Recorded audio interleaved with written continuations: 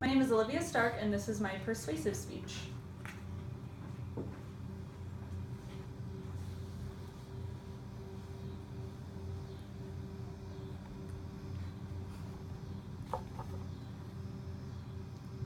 Imagine spending your life in a hospital or a prison. Now imagine that you're not necessarily there because you're ill or because you committed a crime. You're actually there as subject of a science experiment.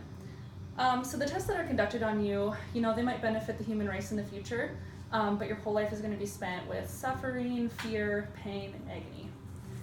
Now, fortunately for human beings, this will never become a reality, but for 115 million animals worldwide, this is their reality. Animal testing has benefited science and humans for hundreds of years, but it's not really necessarily needed anymore with the information and our technology nowadays. It's also not necessarily reliable all the time, and it's definitely not ethical. Today there are many things that you can do to help to end and fight animal testing. Being educated is one of those. So animal testing began about 300 to 200 BC. It was used for medical procedures. In 1660, Robert Boyle proved that humans needed air to live by testing on animals. In 1920, Edgar Adrian used a frog to prove that the brain sends signals back and forth for communication. In the 1940s, Jonas Salk isolated and vaccinated polio in monkeys. As many of you probably know, polio has affected hundreds of thousands of people, and it's very rarely heard of anymore. So there is definitely a time and place for animal testing. So that's probably one of the biggest reasons that testing still exists today. It contributes to science and learning how living things work.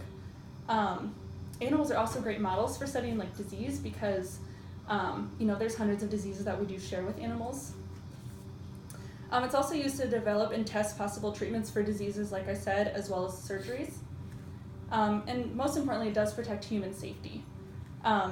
New medicines actually have to be tested on animals before they could be tested in a human trial. So it does have its place, but is it really all that reliable? Animals don't really get the major types of heart disease that we get, a lot of cancers, Parkinson's, HIV, or schizophrenia. Now labs do artificially induce the animals with it, but if you think about disease, factors like genetics and socioeconomic factors, psychological factors all contribute to human disease. So if you're artificially inducing an animal, it's not necessarily the same. Also, about 95% of drugs actually fail in human trials after they prove successful in an animal trial. Mice and rats, when they are used, when they're testing safety of new drugs, they're only accurate about 43% of the time.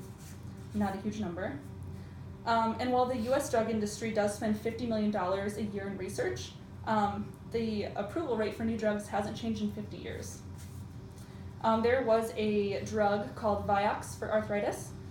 It was proved to be safe in monkeys, but it actually was related to 320,000 heart attacks and strokes and 140,000 deaths worldwide. And more importantly, it is unethical. As I stated, 115 million animals are used each year for testing. That number might even be more because there isn't really any specific statistic on it because a lot of companies or countries don't report it. There's really no data that's tracked on testing. And some of the procedures are very cruel and inhumane. There's a lot of chemical exposure, inhalation, exposure to drugs, chemicals, infectious diseases, genetic mutation, they're deprived of food and water. There's some behavioral experiments designed to cause stress, and then a lot of them obviously die from it too. And sadly, a lot of the animals are actually bred specifically to be put in labs, so they don't even really get a chance at a normal life. Cats and dogs that are used in testing are actually purchased from brokers, and they are found in auctions, newspaper ads, and shelters. I mean, think of all your family pets that you might have got from a shelter. That could be an animal used in testing. Monkeys, mice, rats, and birds are taken from the wild. If the animal does survive the experiment, it is typically euthanized afterwards, if not before. And, we all might kind of define ethics differently, but animals do have the capacity to suffer pain and experience pleasure. So I would consider taking that away from an animal to be unethical. And I'm sure, as a lot of you know, chimpanzees are very commonly used in testing. They have such a highly evolved mental state that it's really not humane at all for them to be placed in isolation and captivity. So the most recent and common type of testing is called toxicity testing. Mainly rabbits are used, and about 50% of them are going to die during their treatment. Some other kind of good things to know about this. Nowhere in the U.S. is it required by law to test. The FDA, the U.S. Consumer Product Safety Commission, none of those, people require any such testing. So why do we do it? There's already also sufficient existing info regarding safety of products and ingredients. There's in vitro alternatives to replace animal testing. And then we can look at countries like Europe, continents like Europe, where they have banned the sale of any products tested on animals whatsoever. So some proactive ways to start ending animal testing is always shop cruelty-free. So if you start by looking at packaging that's labeled either cruelty-free or not tested on animals, that's a really good first step. Unfortunately, they can be a little misleading. There's a lot of loopholes. For example, a brand could be considered cruelty-free, but they might be owned by a parent company that does test. For example, like Neutrogena Naturals, they're owned by Johnson & Johnson, who are huge advocates of animal testing. So in a way, your money is still supporting the existence of testing because your money is still going to the parent company. So always investigate further. You can contact the brands, you can look at their FAQ on their website, tons of ways you can figure it out. And you also should be aware of the quote, "We do not conduct animal testing unless required by law." So that is a loophole. They can consider themselves cruelty-free, but if they sell to China, which is a country that does require animal testing by law, they are letting it continue. Now the government does do the testing themselves, but the actual brand that sells out to China does have to pay for the testing. So there's no way that they're unaware of this regulation, so they are advocately supporting it essentially. And there really isn't any regulation on the term cruelty-free, so like I said, any company could put that on their packaging and not really be cruelty-free, technically. There's two symbols you guys can look for. So there's the PETA bunny, and then there's the Leaping Bunny logo. So both of these are certified cruelty-free. These are organizations that are very committed to ending animal testing, and a brand does have to go through like pledging and agreeing and signing off on things in order to become certified. It's very stringent. They basically are pledging not to conduct, commission, or pay for tests on animals for ingredients, formulations, or products. So that is like the most thorough and like stringent way to be considered cruelty-free.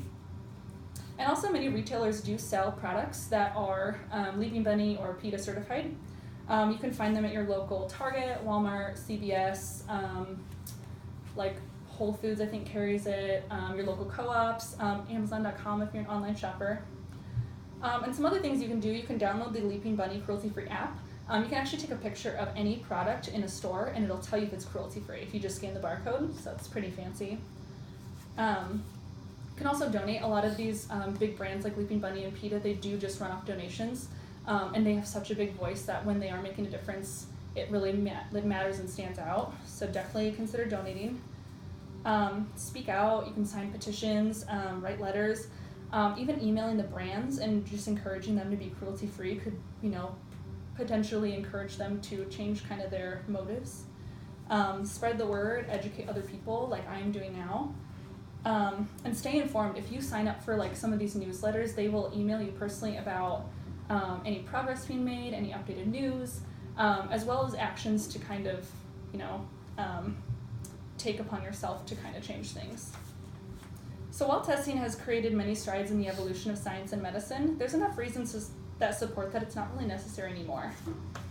As we've seen, current methods aren't always valid or reliable. In the eyes of ethics, testing on a living creature that's capable of pain and pleasure is inhumane, unethical, and cruel. Many brands today are committed to the ending of animal testing. These brands are still just as safe and successful as the ones that do test. It's also now so easy to shop cruelty-free. You can likely find brands right in your own hometown. So fighting animal testing doesn't have to be hard.